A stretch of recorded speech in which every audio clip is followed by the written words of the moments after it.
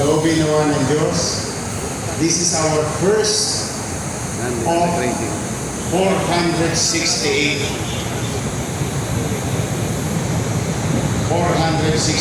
flag ceremony. Marami pa tayo magsasamahan. But nowadays, hindi naman kaila sa inyo na medyo very challenging city of Manila. Physically and physically. We are, I don't want to sugarcoat anything. Let's just focus and accept the problem, because in problem solving,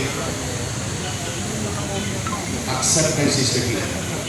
It's the first step. Ang tanong, may problema ba? Meron. Ang tanong, may solusyon ba tayo gagawin? Yes. Together, all of us here,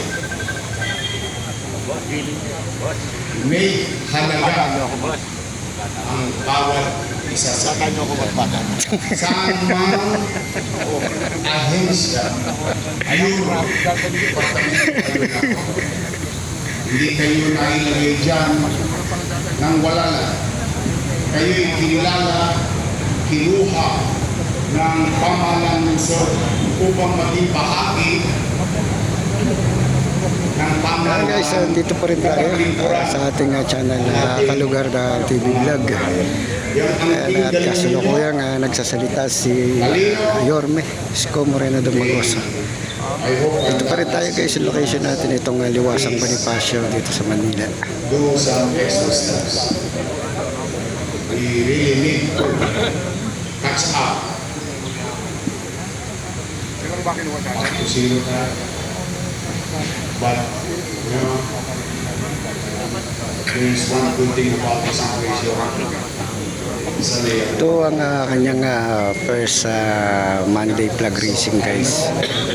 Kasalukuyang ginaganap ngayon dito sa Liwasang Bonifacio. Ang Manila City Hall guys, ito lang katikit lang. Samahan niyo po maging simula.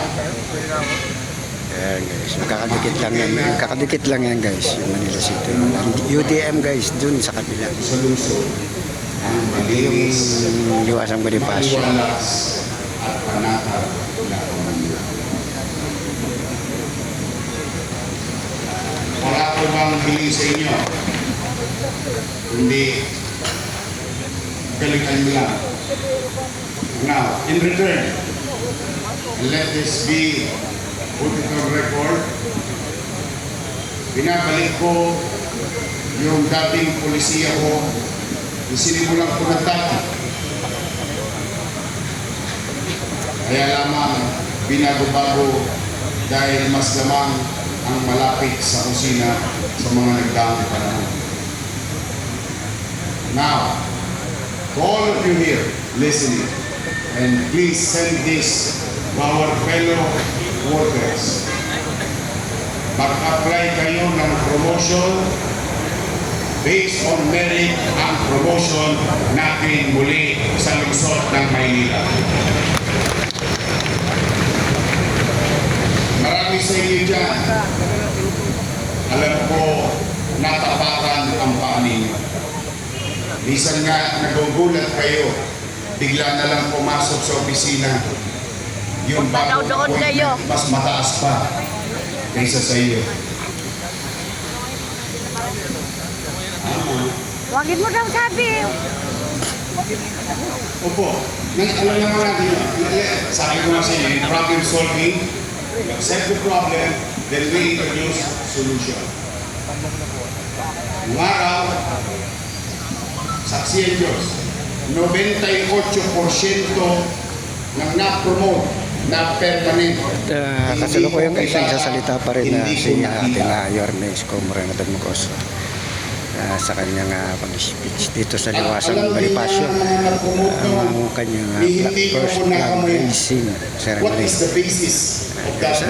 Dito na muna po tayo guys at mag-update na lang po ulit tayo sa mga susunod pa po natin mga video na i-upload dito sa ating channel sa YouTube. Ang ating pong Kalugar TV vlog. Okay guys, ganito na lang. At maraming salamat po sa mga sumusubaybay, sa walang sawang sumusunod sa ating mga video ang ginagawa. Guys, bye-bye and God bless. Dito sa Luzon.